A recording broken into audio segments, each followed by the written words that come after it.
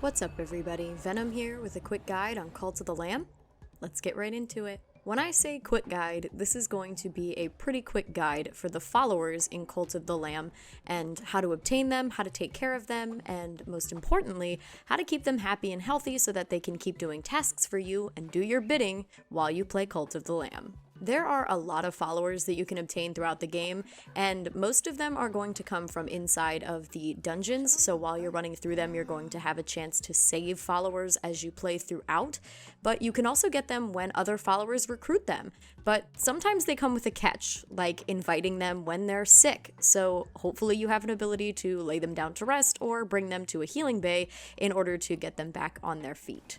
As always, this is your spoiler warning for this content, as I'm going to be diving into new content that was just released with the latest update to Cult of the Lamb, so if you are not looking for any spoiler content, I suggest you don't watch this video because there might be some things that you haven't seen yet that you want to see on your own.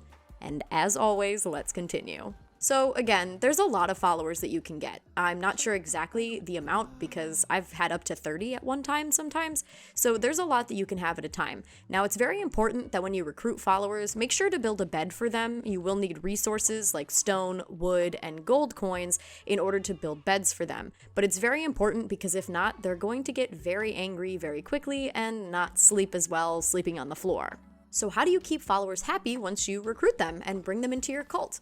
Well, the first thing is going to be faith, and that's going to determine the happiness of every cult member and your cult overall. The biggest thing is that if their faith gets too low, you will start to have some of them dissent, which means that they will talk against you and tell others not to follow you, and then more will dissent and more will dissent. So usually, sadly, what I do is I sacrifice the ones that are kind of too far gone for me to bring back, and then I move forward and find a new recruit to bring in after the fact. Plus, a lot of the other followers do enjoy a good ritual, so it's not a big deal to get rid of one follower. Keeping their faith isn't too difficult. I mean, sometimes it happens, rarely that they will just all of a sudden start dissenting, but I haven't had that happen to me too often. You're going to want to perform sermons and keep them fed, keep them healthy, give them tasks to do, and just do everything that you can to be a good leader. If you want to go the other way and you want to be a bad leader and put them in prison and teach the other ones not to dissent against you because it is not in their best interest, you can do that as well. But I prefer to do it the other way and keep them happy by making sure they have good food and a nice place to sleep. Next is going to be their loyalty, and every single follower is going to have an individual loyalty level. So the more they have of this loyalty level, they're going to give you more devotion, which is what you grabbed from the middle altar in order to upgrade at your altar. Of course, hunger goes without saying. If they're not eating, they're going to be hungry, and if they're hungry, they're going to be unhappy. So you can go to a cooking table and you can make them meals yourself and throw them out for them to eat, or you can buy a kitchen, which I think is newer in the game because I didn't have one before and I had completely beat the game prior to this update coming out. But the kitchen is a great way to send one of your followers over to cook meals, and you just have to add meals to the queue. That follower will go and cook them up and then dish them out as the other followers become hungry. Hygiene is another very important one. So if you're walking around and you see vomit everywhere or you see poop everywhere, make sure to sweep it up because it's going to make the other followers either sick or upset that they saw it. You're going to want to make sure that the entire area is clean, and the one good thing about poop is that when you pick it up, you can use it as fertilizer, even though that's kind of gross, but that's what you can do with it. And another thing to remember is aging does exist in this game. So followers will get old, and some of them will become an elder and then die. Now, because I have a giant heart when it comes to games like this where I recruit followers and I get close to them, I get really sad when they die, and I try to do my best to resurrect as many as I can by doing the resurrection ritual. You don't have to do that, but they will age and they will die. Speaking of them dying, what do you do with them once they have passed on? Well, you can bury them, or you can just leave them to kind of sit around in your little town.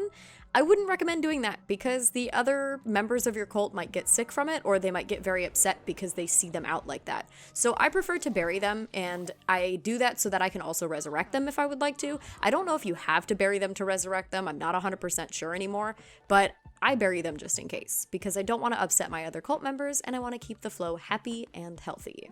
Now, this is one of the most important things. Follower traits. Now, every single follower can have up to 4 traits that come along with them. And these traits are extremely important because when you're recruiting them, you can see exactly what those traits are, and you'll be able to tell immediately whether or not they're going to be a good cult member or they might make things a little bit more difficult for you down the line. So there are positive traits, and then there are negative traits. Some of the positive traits are things like naturally obedient and faithful, while the negative side of that would be a natural skeptic, so they're not going to really obey you immediately, or they are faithless and they generate devotion much slower than the other followers. Some might be germaphobes and they don't like having anything dirty around the town with them, and others are going to actually kind of enjoy when they get sick or seeing poop or vomit laying around.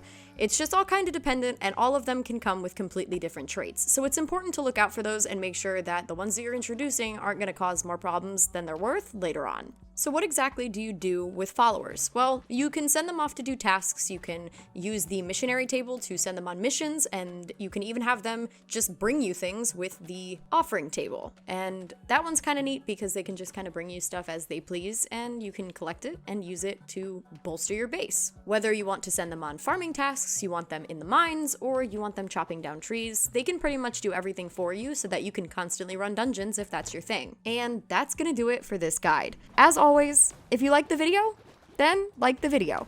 And if you like my content in general, then please subscribe to my channel because it means the absolute world to me. And I will see you in the next one. Bye!